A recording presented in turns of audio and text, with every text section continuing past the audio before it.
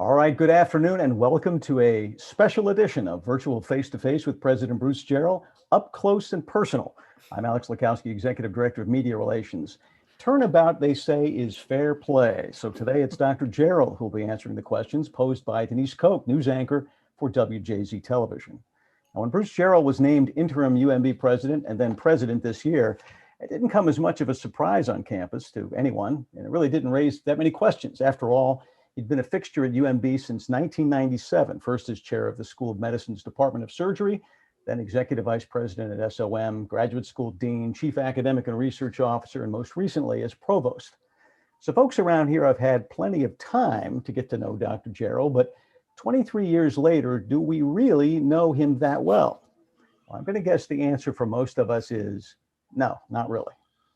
People who have worked closely with him will tell you that that's because he spends more time listening than talking, more energy working for the greater good than for greater name recognition, and more brain power learning new skills than earning new awards. But despite all that, we have prevailed on him to share a little bit more of himself with us so that we can be better partners with him as we work together to improve the human condition. So I'm going to give you a few brief biographical notes, and then it's on to question time with Denise for the really good stuff. Now, you probably know that Dr. Jarrell hails from rural Caroline County on Maryland's Delmarvelous Eastern Shore. His mother, Mary, was a teacher and administrator in the public schools there for more than 40 years. His father owned and operated the eponymous T. Noble Jarrell Canning Company, growing and canning tomatoes and probably other things, but he'd have to tell you about that. After receiving his BS from the University of Delaware, he earned his MD at Jefferson Medical College in Philadelphia. Dr. Jarrell's love of engineering turned his medical career toward transplant and hepatobiliary surgery, first with a residency and renal transplantation fellowship at the Medical College of Virginia, and then with faculty positions at Jefferson and Arizona before coming home to Maryland. So we're back where we started, 1997, where we at UMB first had a chance to work with Bruce Jarrell. Our interviewer, Denise Koch, is going to try to fill in all the gaps she can about our president, but if she misses something, you still have an opportunity to ask questions a little bit later. Please use the chat function to write me a note about your question or comment. And when the time comes, I'll open your mic for you. So all you have to do is speak up. And don't forget, this program is being recorded and will be posted on the UMB homepage, umaryland.edu. Now, please welcome our special guest today, WJZ's Denise Koch. Thank you very much, Alex. I'm delighted to be here and delighted to be with, I've been told I can call him Bruce for the purposes of this interview. So if I sound irreverent, I've been told to say Bruce. So Bruce, you are, other than my husband and my coworkers, one of the only human beings I've actually spent a good deal of time with during this pandemic, because we stood next to each other or 6 feet apart from each other at the virtual gala for UMB. Yes. Yeah, that was a fun night. Denise. Huh? It was 8 feet. 8 feet. Thank you. It was far enough. Let's put it that way. All right. And we had sort of a chance to talk a little bit and get to know each other. But when I knew I was going to be talking to you today, I did some more reading and I was fascinated, because if someone would have said to me after that time we spent together, tell me what are your impressions of Dr. Jarrell? I would not have said, never have said, I think he's probably from the Eastern Shore. And I think he probably grew up in a rural environment with a lot of vegetables as part of his childhood. It took me by total surprise because I had no idea. I've spent some time on the Eastern Shore. It's a different world over there. Mm-hmm. And I imagine when you were a child, it was really a different world over there. So how does a child from the farm end up in the operating studio? How did that work? That's a great question, Denise, which I'll start with, but let me wind my way to it. But begin with, thank you for doing this. It's really nice of you to do this. It's much appreciated. And of course, we have gotten to know each other, and it's been an enjoyable time. So thank you for being here with us. You know, you talk about it's a different world over there. Actually, I grew up in a different era, in a different world over there. And I don't know how, you told me you grew up in Manhattan in LA. So I grew up in just the opposite kind of place. It was 100 people living in a small town. Its claim to fame was the railroad tracks went through it. And therefore there was a milk plant and there was a tomato canning factory and a bunch of farms. And so it was really very, very different than Manhattan, for sure. And the other thing was when the train went through, it was a steam locomotive. And how many of you have seen that now? It was a steam locomotive that came through. And as a young kid, you could sit by the rails and watch the train go by. And it was a fascinating kind of thing to watch, type of thing. But to test your knowledge of Maryland, one of the delicacies of my local town was a thing called a Maryland beaten biscuit. Now, I've had them. You've had one. Okay. I did a story on a woman who makes them. Okay, well, yeah. So I knew all of those people, and there was a lady in our town that made them too. And for the audience, a beaten biscuit is this piece of lard and flour. But its special part is that you put it on it has to be on a gum stump, a gum tree, a stump of a gum tree, and you have to hit it 300 times with an axe head. Okay, that's the way you make a beaten biscuit. So if you go looking for them, you're not going to find many of them. But it was a very different era, and of course, I sort of do remember when the Bay Bridge was first opened. And I think what happened with the Bay Bridge, many things happened, which we don't need to go into. But one of the things that happened was all of the Eastern Shore families would go to Chesapeake Bay resorts, amusement park. And there was one called Tallchester for anybody who grew up over there. And it was this wonderful place. It was a family place. And you just had this marvelous time. And I think all that's gone now. People traverse the shore to get to Ocean City or back to Baltimore or Washington, and that really changed things a lot. You're asking how I got to where I got to. Well, one of the other things that happened was we actually had a real honest to goodness general practitioner who lived in our town. Okay, it was a he, and he worked literally from 6 a.m. till 10 or 12 at night seeing patients because there was no other doctor around. And you began to realize just how important and a pillar of the community an individual was like that. And there were a few of those on the shore back then. I think there were probably more back then than there are now. But in any event, certainly a important role model for me, for my brother, for my family. Etc. So we had that kind of role model. We also had you also may not appreciate that the public school system over there was really very, very good. And I look back at that and how many people stimulated me to think outside of my usual parameters, to be challenged, to do things like that. And so it was a wonderful experience. And I don't know whether people still get that or not. I know my grandson here at home doesn't get that because he's online right now, and it's nowhere near what I was having in school or what he was having last year, I'm sure. Well, actually, he's in first grade, so. Did your father, who obviously, from what I could read, created this business out of nothing? I mean, he was the first generation to establish this canning company. Well, his father had established it before then, and he had taken it over. Okay. And it was a wonderful place for a kid because you learned everything. But you learned how to fix machinery, you learned how to weld and do metal work, you learned how to pick tomatoes, and you learned how to put labels on tin cans to sell them. So you learned it from soup to nuts, and the marketing, Denise. And didn't he want you to follow along and keep the family tradition going? He didn't want you to stay there? Well, it didn't matter because in 1968, they lifted the tariff on imported tomato goods, and every little tomato cannery and farmer on the shore went out of business. It was like overnight. Wow. And so there wasn't anything to keep you there, even had you wanted to do so. So it was a sad day on the shore, and I don't know that it's ever recovered, but that was a source of employment. People got paychecks from that. People, there was a lot of good parts to that, and it's all gone now. Well, let's go back when it was in existence. So I'm getting from you that this doctor must have been would you say, a role model? Did he see something in you and your brother and say, young men, you should consider medicine? No, he just was putting the next needle in her arm because he was trying to keep up. But I think it was the importance of you mentioned my dad.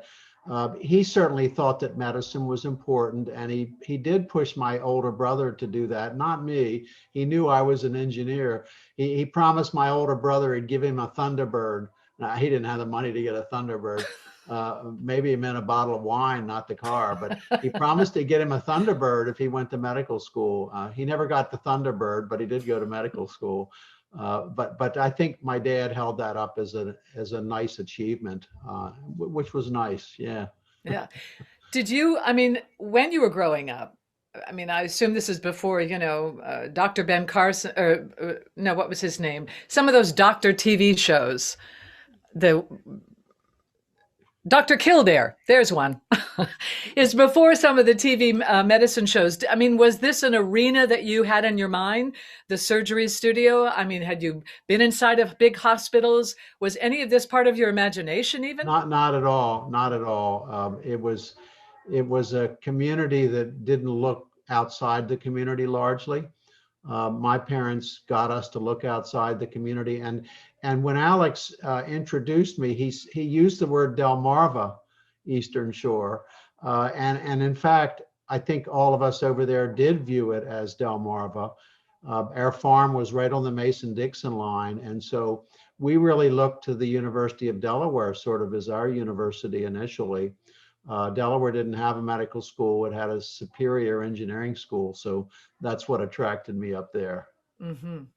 And I assume at that time your father and your mother were totally supportive when you followed your brother into medical school. I think they were surprised because I really liked engineering and I still do, of course. But events took their own course. So I'm sure they were happy, but I'm sure also they wanted me to do what I wanted to do. But it wasn't come back and be a farmer. Oh no, Alex, what have you done here? How old are you there? I couldn't tell you. 8 or 10, I suppose. I like the collar. There's an eagerness in those eyes. I see it. Well, yeah, that's a lot later, Alex. And I don't even know where that's from. That looks like Jefferson probably.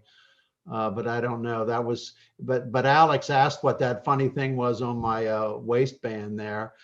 And for some of you will remember that's called a beeper. And we all had and that's a big beeper, isn't it? So that dates it even more as being a long time ago. And I'm sure if there were any anesthesia people on the line, they'd be able to tell me the era of the anesthesia machine there too. I can't. But yeah, I don't. That's from a while ago, and you can still see I had bags under my eyes. Understandable. And this was during transplant surgery? Yeah, well, this is Jefferson. So there's a team of surgeons there. So I see 5 people scrubbed. There's a fellow standing to the left, watching in a very circumspect way. Some of you may have known Willis Madry. That was Will Madry, who was a Hopkins professor and then chair at Jefferson. And our first patient we're doing right there. So this was the first successful liver transplant in Philadelphia. And it was a remarkable case because it was a young man who had a particular kind of liver disease that was curable by transplant. And yet he was the first in line here. And a great story that goes with him was 10 or 15 years later, I was getting on an airplane. Remember, Denise, when we used to take airplanes to go to vacations and stuff? I think so. I was getting on an airplane and this fellow sat down beside me and he looked over at me and he said, "You don't remember me, do you?" I said, "No." What I'd usually say to somebody like that is, "Show me your incision and maybe I'll remember the incision." No, I'm just kidding. But he was the first liver transplant that we ever had done. This was 10 or 15 years later. He told me that he had a successful construction business. It was national in scope. He had a family at home. He had done remarkably well. And you look at the transformational effect of something like that in a person's life, you really begin to understand just how powerful modern medicine can be. And you have to be careful not to let it go to your head too. Well, and some doctors do, Yeah. I'm sure you know.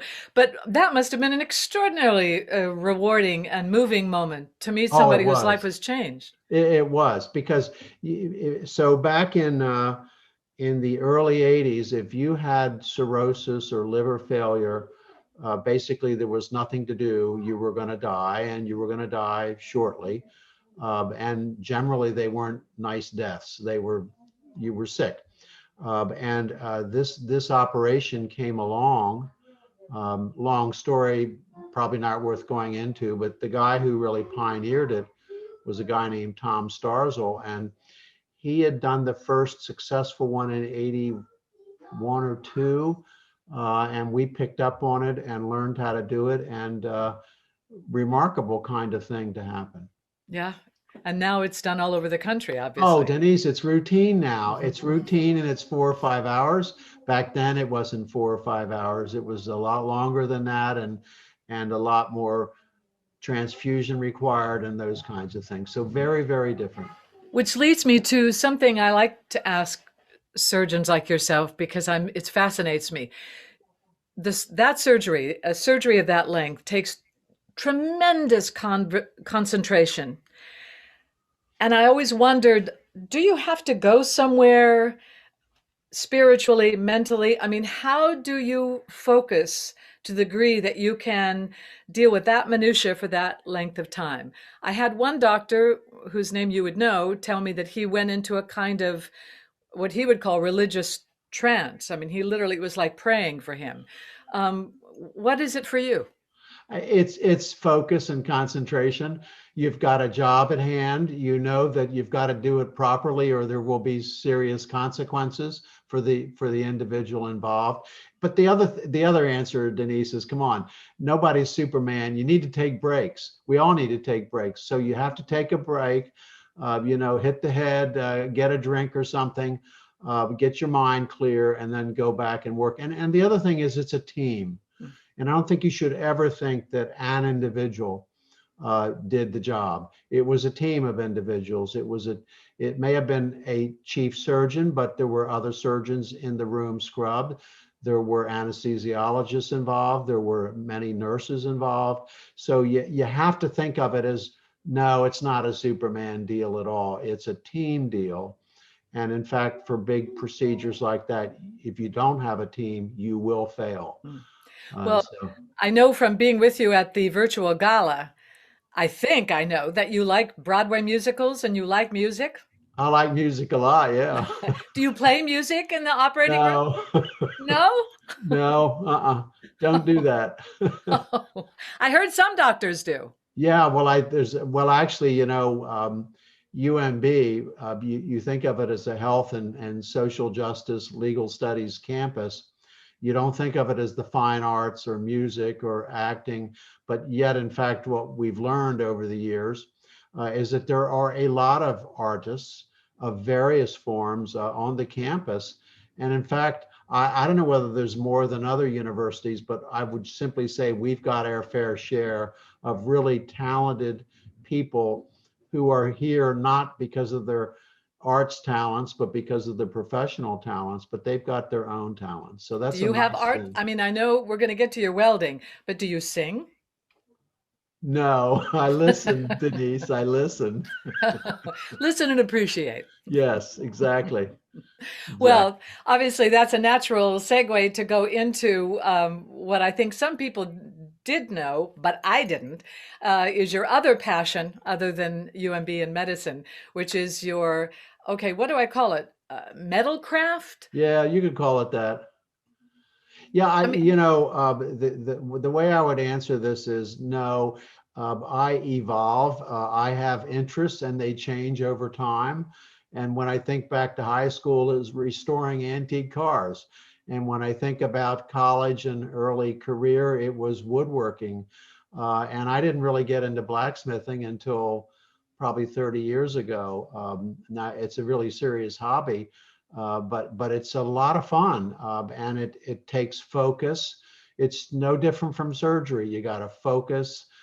You got to plan things out. You won't perhaps get a kick out of this, but you have to make mistakes and learn from them. Hopefully, as a surgeon, you don't do a whole lot of that, but there's a toadstool, if you can see it in my hand, my nice clean hand there, you can see. So how do you make a toadstool out of metal? And don't ask me. You plan it, okay, and you execute it. It's a skill like any other skill. Okay, but I'm going to interrupt you here, because the first time I saw a picture of you in this, I thought, okay, a surgeon's hands are their lifeline, and they need to be protected. Like you should be wearing gloves at all times. And there you are in this space, hammering and working with metal and blow torches and things that could break fingers. This would not be advisable, if you ask me. Your hands aren't important to you? Not as much as my mouth, my vocal cords. That's a good one. Okay, I understand that. But you cut food, you use knives, you do things. Denise, it's a mindset, and it's a mindset I got really early working in the factory, the canning factory. And that was that you really did have to have safety first as a way of thinking. And I would say that the engineering world, the airline industry, a lot of those industries always put safety first, or recently put safety first. Mm-hmm. And you may have noticed, how many airline crashes do you hear these days? There used to be a lot, and you hear fewer now. They're not zero, unfortunately, but they're fewer. And yet when you think about medicine and surgery, we were really late to that game in terms of putting safety as the first priority, which actually gets back to, it was a team that did the surgery. It wasn't the surgeon. And so safety is important. Safety is important in my shop as well. So the only there's lots of hazards in the shop. The biggest hazard in my shop is it's so packed full of stuff that it's a trip hazard. Okay, so I have to be careful about that. But safety first. You really have to think in those terms. I mean, obviously, you do extraordinarily beautiful things with metal. I mean, I know we have a picture. This window, would you call it a decoration? It's an insert at the window at UMB. What do you call that? Well, so it's a decoration, of course, and there were these two gigantic windows. They're 6 feet by 11 feet tall. Gorgeous. And every time I saw them, I kind of said, "Man, those things look terrible, blank like that." And the story was that I had a fellow. If you show the next picture, Alex, there, if you look at, this is a scroll on the ironwork. And it's got two signatures on it, mine, done with a chisel and a hammer, and another guy named Rudik Anatoly. Anatoly was a Ukrainian blacksmith who came to this country on sort of a tour, and I got him to stay with me for half a year, and we did all this ironwork together out of my shop. So it was kind of like, let's get a vision. And actually the vision for this, if any of you know Lewis Comfort Tiffany and A View from Oyster Bay, this was sort of based around that particular piece. So, you see spaces and you say, something's missing there. What am I going to put there? What needs to be there? And that's where ideas for me come from. And he lived with you for 6 months? Yeah, There's two stories to that. One story is that he didn't speak a lick of English, and I didn't speak Ukrainian or Russian, and Google Translate wasn't so hot at the time. So we communicated with drawlings and hand signals. Second of all, he was a workaholic too. And so we spent a lot of hours in the shop and missed a lot of meals. But it was it was an interesting experience, Denise, to have someone there, because when I asked him, what'd you do in 1983? So you remember there was the thing called the Berlin Wall. You remember all that stuff? And he had a guard dog, and he guarded a Soviet missile facility. Wow. Okay, and I'm sitting here thinking, here's a guy that man, is this a good friend? And it's a guy who's just like me in many respects. And what were we trying to do to each other back then? What was wrong with us? With those missiles. What was wrong? And it just drove home how important it was. And, I never understood the value of having students from different countries come here and get educated at the time. Of course, after he was there, it was crystal clear why that was important, because that was the way you had these conversations and got these impressions. Have you ever gone to see him? No, I was, shortly after he went back, the Ukrainian, well, you remember there were a couple of wars there and things. And so, no, I've never been back. I'd love to go back, but right now doesn't seem like the safe thing to do. Not now. Yeah. So I've seen a picture of your shop. You have quite a big piece of property in Severna Park. Well, it's a couple of acres. That's pretty big. Well, yeah, but most of it is in what's called a conservation easement. So it's not really, there's not value to it except that it's space. And your family, think that's a grandson. Your family lives near you. You're able to see them a lot? Oh, yeah. Well, so Denise, when I grew up, you may remember some of these the way it used to be. I don't know how it was for you in Manhattan, maybe not. But, your grandmother lived next door and your aunt lived down the road and you knew all your cousins and everything. And that sort of disappeared. The wonderful thing here that's been, oh, I see Katie down there at the bottom peeping through. The wonderful thing about my situation is that I have 5 of the 6 grandchildren either next door or living with us. So it's been a very nice thing. So lucky. So even during the COVID period, and there's my Korean American grandson,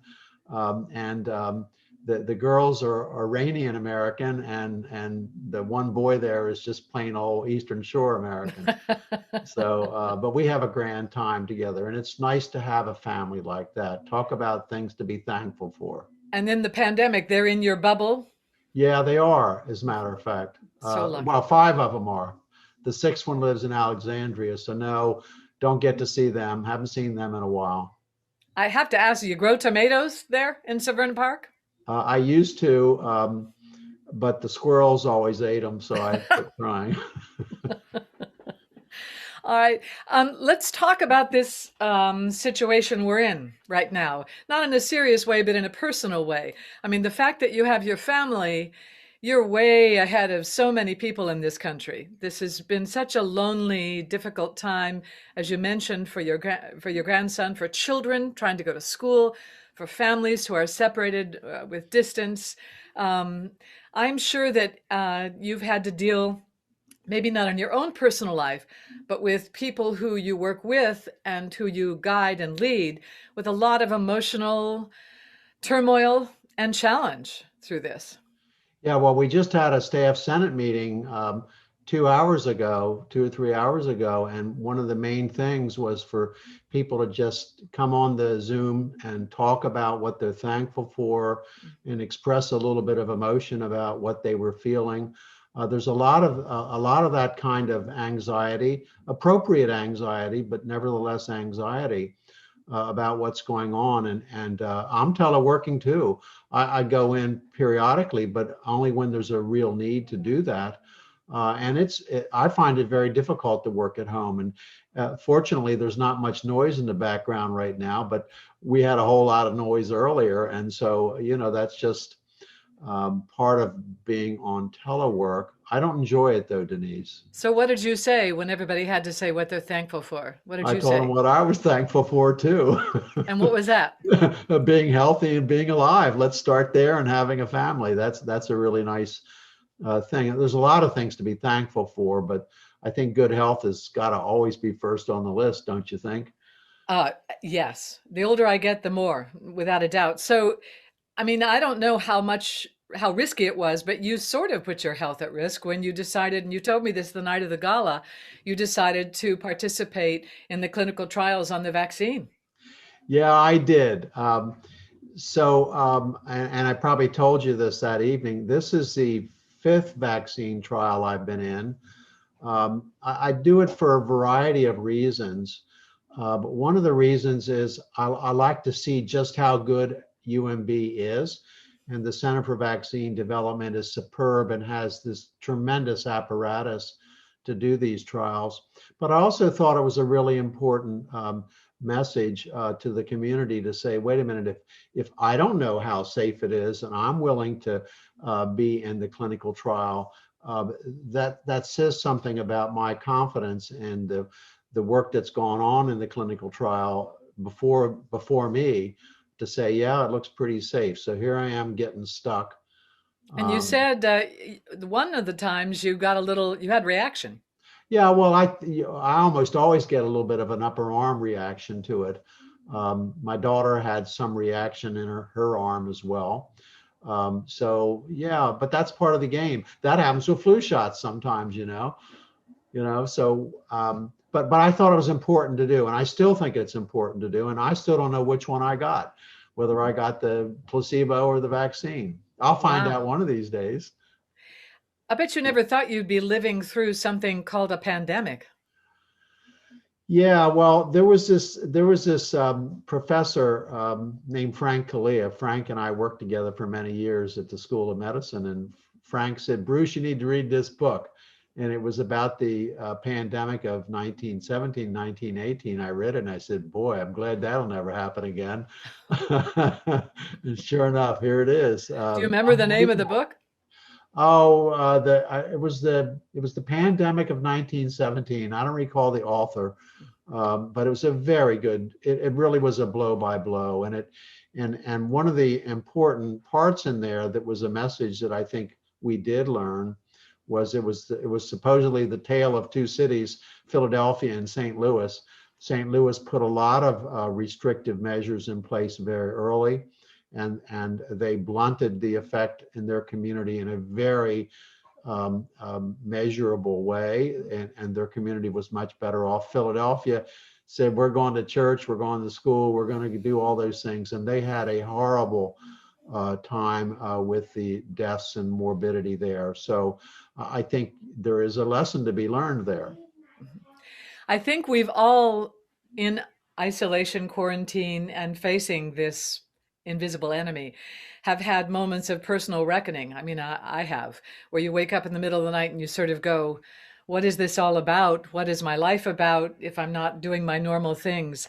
What lessons have you at a personal level learned through this about what your life is really about? What is essential? What isn't essential? Is there anything we can take away from this that will allow us to grow in some way? Well, I think it'd be fair to say that it is absolutely essential that you need to have an outlet beside your job. Okay, that you need to have a hobby, or you need to have a passion, or you need to do something. So I've certainly appreciated that. I think I always appreciated it throughout my time as a surgeon, because you didn't have a lot of personal time there either. But being able to do that has been very, I think, eye-opening for me. The other thing that's been wonderful is, I've grown to love YouTube, Denise. Welcome to 2020. Yeah, isn't it the truth? And I don't know that I would have known that about myself before. You told me that the singer we had at the gala, you had looked him up on YouTube and listened to him sing. Yeah, Norm Lewis. He's spectacular, and I had heard him sing before. I'm a YouTube favorite now. So what are your favorite YouTube sites that you go to? What do you search for? Oh, music. Oh, not cat videos. Oh no, I don't look much at videos on it at all. I listen. What it's done for me is allowed me to really broaden my knowledge of music. And believe it or not, there are modern composers now who are really, really, really good. Okay, and I would have never discovered them had it not been for YouTube. Just kind of looking through and saying, I wonder what that is, and listening to it. You'd never go out and buy a CD that way, or DVD, whatever it is. No, I don't think people do that anyway anymore, unfortunately. I'm sorry. So who have you discovered? Who do you love?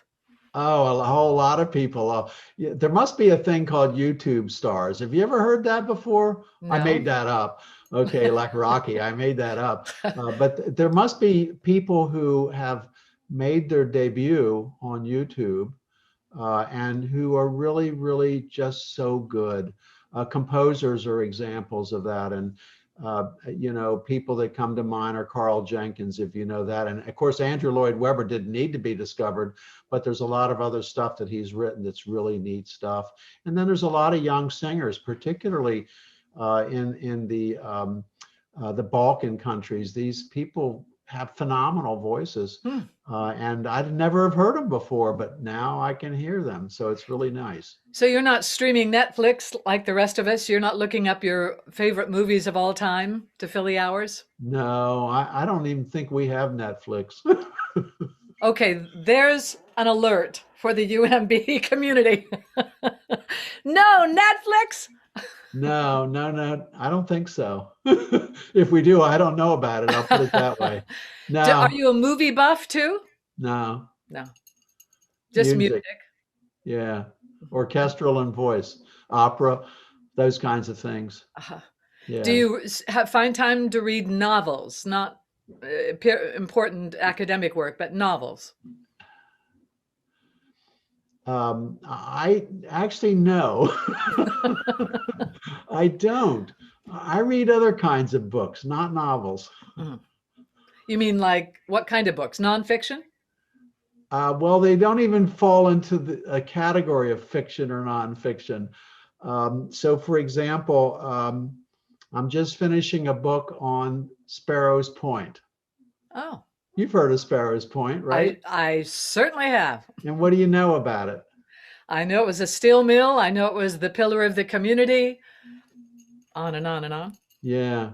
Well, it's just been a really interesting read to understand how that industry occurred, actually the societal aspects of that industry, the polluting parts of that industry, the dangerous parts.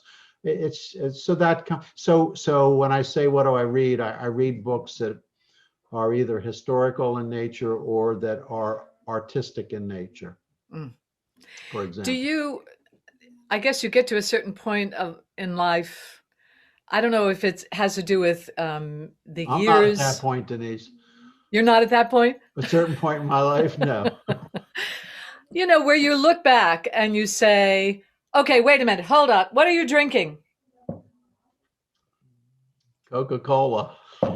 See, I have coffee, but I've been hiding it from you because I was told you don't ever drink coffee ever. I don't drink coffee. But it can't be the caffeine you don't like if you're drinking Coke. I love caffeine, don't you? So you just don't like the taste of coffee. Right. I thought, oh, he's a doctor and he doesn't drink it. It's probably bad for me. No. It's all about taste, Denise. Okay. Personal pleasure. There goes that balloon burst, Yeah. just like that. Anyway, back to the serious question I was going to ask you. It was about, that word we're all supposed to say that are taboo, but at a certain point in life, you can't help but go there from time to time. Regrets, looking back and saying, the road less traveled. Not to get too philosophical, but do you find yourself, when we've had a little more time than usual to think, going and saying, gee, what if I hadn't gone into medicine? Or what if I had gone into private practice opposed to teaching and that sort of thing? Oh, Denise, I could have gone in 100 directions. Okay. And it was the one that caught me at the moment. There was nothing planned about my life or my careers. It was what caught my attention at the time. And I don't know who these people are who plan their careers. All I know is I'm not one of them. And so I'm sure I would have been happy as an engineer. I'm sure I would have been happy down on the farm. I'm sure I would have been happy with 100 different careers. I think the one thing I wouldn't have been happy with is being only an artist, because all I think of, the prefix for artist is starving artist. Okay. And I'm not sure I wanted to be a starving artist, but no, there's many careers. that I could have envisioned and still can envision actually for me. So you say you see these many places or careers where you have been happy. Sounds like you know how to be happy. Is there Yeah, some it's called secret to that? hobbies. I have a lot. But I mean, is it following your interest? What's the it's key? following my interest, doing what I get stuck with. For example, you didn't ask this question, but how did I come to take a job in Jefferson or take a job in Tucson, Arizona, or come to Maryland? It was because the person I was working for was somebody I said, I'd really like to work for them and learn from them. And so that's how I made decisions. Who did I want to be around? Now, of course, it was more than that, but that was the prime mover of how I decided what I was going to do in life. These people that you went to work with, you saw them as mentors? Mentors and people that I could learn a lot from, yes, but also people that I would enjoy being around. Because again, it's all about, well, I'll speak for myself. You've got to enjoy life. I'll bet you when you get up in the morning, you look forward to what you're not, maybe not this interview, but you look forward to what you're going to do, don't you? Some days more than others, but it is a goal to Yeah, find something that day that you're looking forward and excited about. Yeah. yeah, Yeah. yeah. So mentorship, I know, is important to UMB because of, as you said, I've done a couple of stories over the years with some of your programs, outreach work that you've done in West Baltimore, which is terrific, like the Cure Scholars program, which is Right. all about mentorship It and is. expanding horizons. And giving hope. Yes. Giving hope. Yeah. Giving hope to those kids. Yeah. And giving hope. I mean, it's sort of what I was talking to you about when we started this conversation, showing them worlds that exist that if they don't know they exist, they can't imagine themselves there. I think that's exactly right. And again, you sort of asked how did I get off the Eastern Shore, and it wasn't that I got off the Eastern Shore. It was that I saw people who said, you could become that. You could become this thing over here, this kind of person. And so there were lots of role models there, just as there were in college. And I think back about college in engineering. The professors created an environment where if you saw an interesting conference somewhere, they'd figure out how to get you to go to it in a senior. And I went to one that was on something called mass transfer. Mass transfer is how molecules move across membranes. That's a fundamental engineering thing. But this one was about blood parts moving across membranes called dialysis. And this was in the early days of kidney failure treatment. And so I got sent to a conference in that, and all of a sudden I had a whole new world that opened up to me because I learned about dialysis from an engineering point of view and said, wait a minute, I think I want to be on the doctor side of this. Wow. So that's how that happened. So creating opportunities in institutions like this for the faculty, staff, and students is a really fundamental situation. And you could call that mentorship, or you could call that creation of opportunities. And I think it's obviously both. Wonderful. So if you're going to put your stamp on the institution as president in your tenure, what is sort of your big goal? What is your ethos that you'd like to leave at Well, UAB? ethos, that's a pretty heavy word. Okay. I'm drinking coffee. From a boy for the Eastern Shore. But what I would say, Denise, is it's about the people here. And that's what this campus is about. It's about the people. It's about legal advice, social work, help, taking care of sick patients, learning to become a doctor or a nurse or a dentist or a pharmacist. And so to me, in the end, the programs that we create have to serve people in a proper, noble way.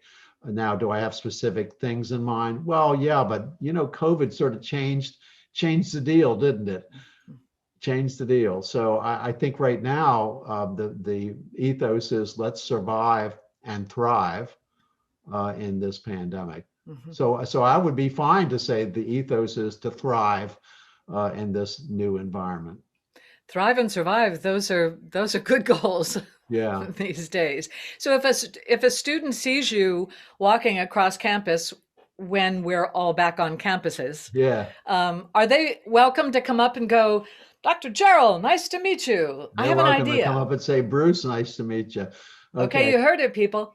Now I have a role model for that, although I already had that habit, and that role model is Freeman Hrabowski. And I don't know whether you know I know Freeman. him well. Mm-hmm. Have you ever walked down the campus with him? Yes. Okay, everybody walks by. Hi, Joe. How you doing?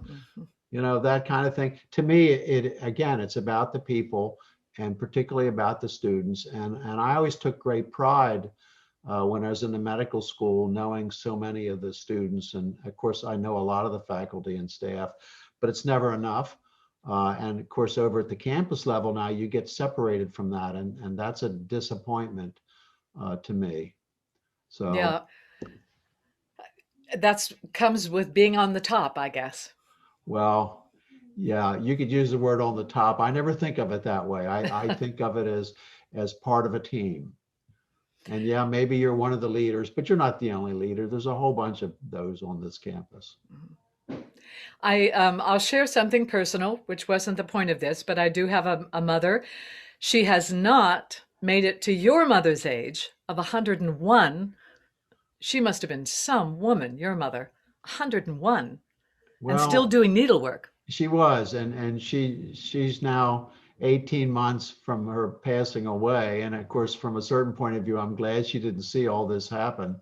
The key thing with her, beside the clarity of her mind and her dexterity and eyes, because you got to do that to be able to do needlework, was simply that she was always learning.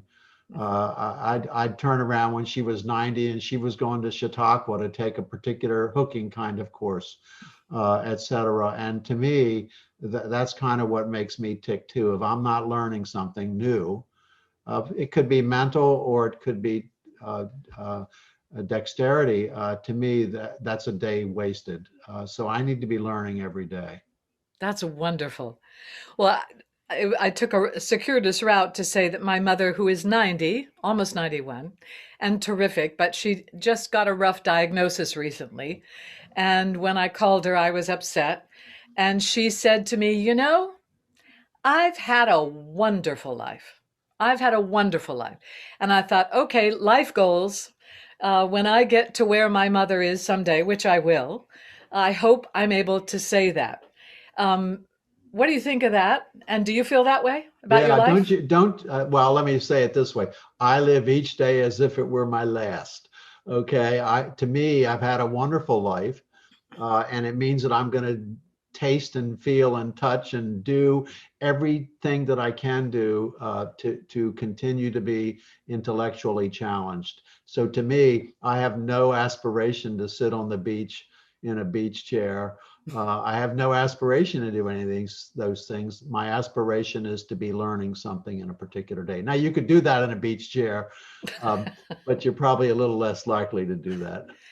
So, do you vacation? No, I thought. that's what my shop's for, Denise. Oh, That's called solitude. I see. Okay, well, you don't vacation. I know you do travel though, but do you travel probably only in your official capacity? I travel for really well. I wouldn't want to say I never take a vacation. If the kids drag me along, I will go, but it's not something that I would do. From the point of view of what did you ask? You asked me Traveling just for traveling. fun or So I only for travel work? for two reasons. One, on some kind of university related thing that I can't avoid or shouldn't avoid.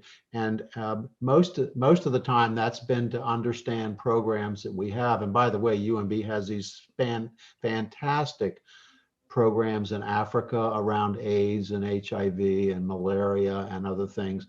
And I had to see some of that firsthand. It's so spectacular. But the other reason I travel is to take courses. And so I've taken all kinds of different courses in metalworking, silversmithing, even stained glass work with copper foil. So to me, it's worth taking a trip to wherever to spend a day or a week with an expert to learn how he or she learns how to do something. So to me, that's the lollipop in life, to do something like that. Wow.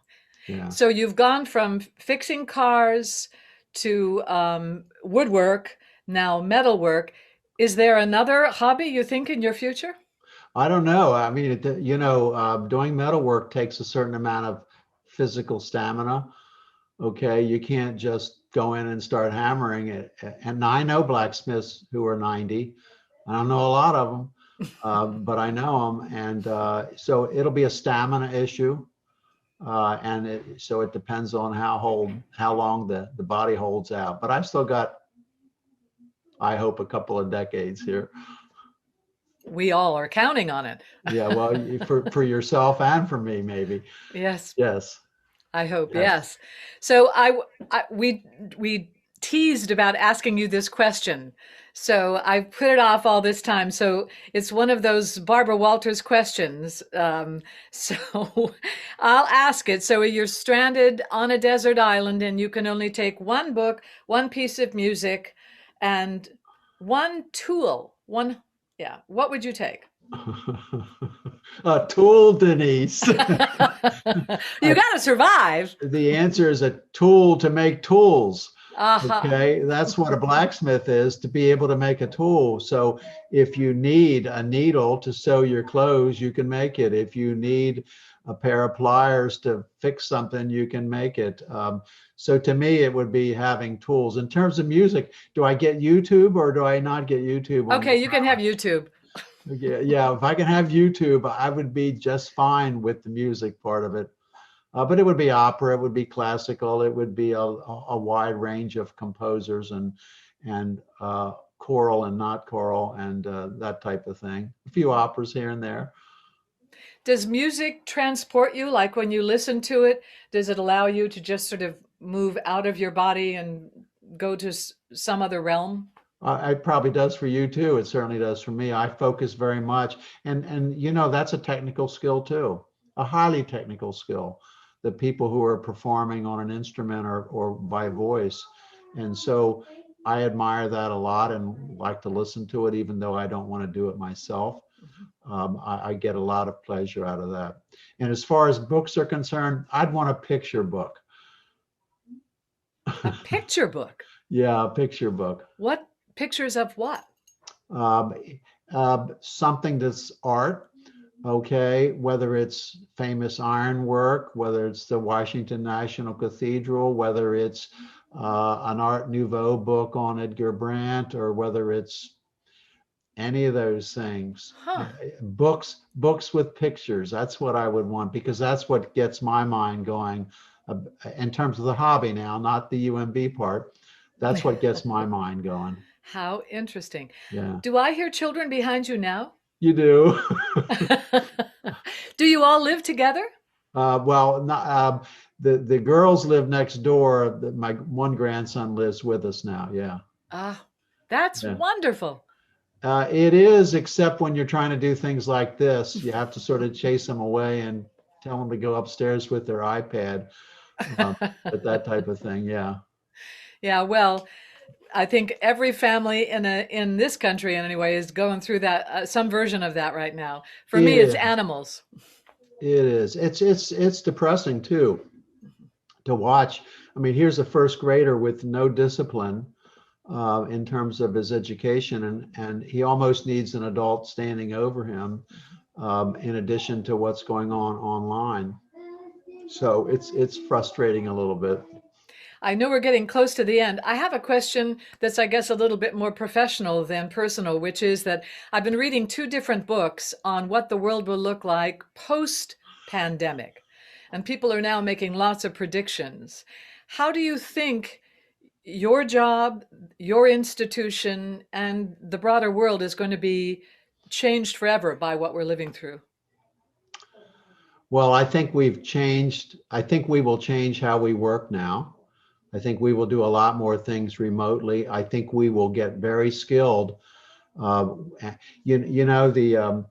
law about how computing doubles or more each 18 months. I think what you're going to see is an explosion in that now, because people are going to be very focused on that. I think you'll see AI now fall into the management of the university. I'm sorry, artificial intelligence will become a major part of the way we live now. It's already infiltrating. I think that will be important. But I think some things won't go away. Let me answer professionally and let me answer hobby-wise. Professionally, you're always going to need somebody who's able to lay hands on, not necessarily because the hands are doing technical things, but rather because that's part of the personal interaction, I think, of a care provider and a patient. Let's put it this way. I hope that doesn't go away.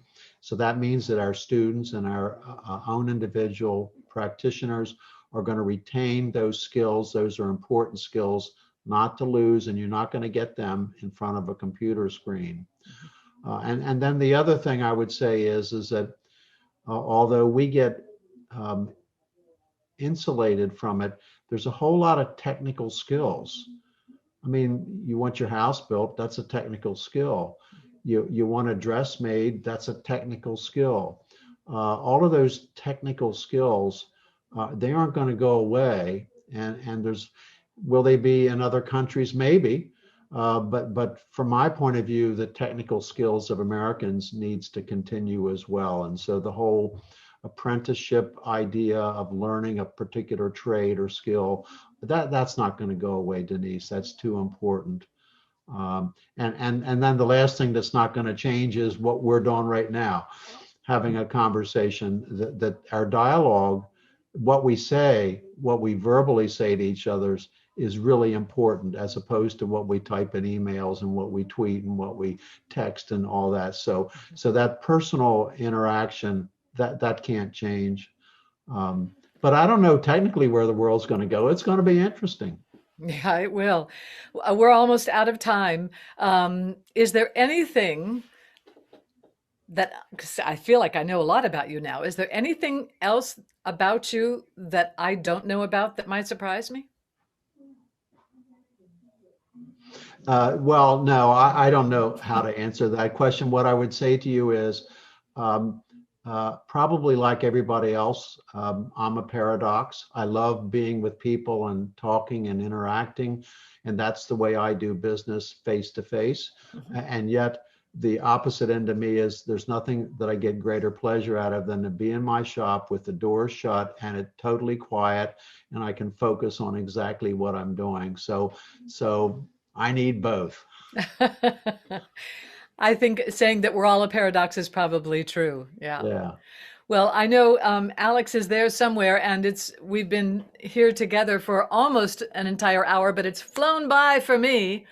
And you've given me a lot to be inspired with, Bruce. Well, Denise, I thank you for doing this. Yeah, absolutely. I have one hobby. It's minuscule. I'm now determined to find at least one more hobby, because clearly there's a lot to be gained in life from that. You have to tell us what it is now. You put it out there. I do needlework. That's great. Not like your mother, Bruce, but I do needlework. It just keeps my hands busy. But Denise, it's an acquired skill that grows on itself. And you go take courses and you learn things and you get better. And it's amazing how you get to a certain point and all of a sudden you say, I can do that. Yeah, no, I'm serious. You're right. That's what happens. It's a remarkable thing. It's just like surgery. I can do that. Well, no, I'm not going there. Well, but you got the idea. I do got the idea. Yeah. Well, Denise, thank you. Well, thank you for being here today. Really, I know everyone really appreciated it. The time flew by. It did. And I think we all know Dr. Jarrell a little bit better, and that's great, because we all enjoy working with you, and it's better to know a little bit about the people you work with. So thank you. You are welcome. I'm delighted. All right. Maybe next time we would meet, Bruce, we won't have to be 8 feet apart. Yeah, right now we're more than 8 feet apart. Well, yeah. But thank you, Denise. And thank you all Bruce. for listening in. Take care. Thank you, Alex. All right. Bye. Bye.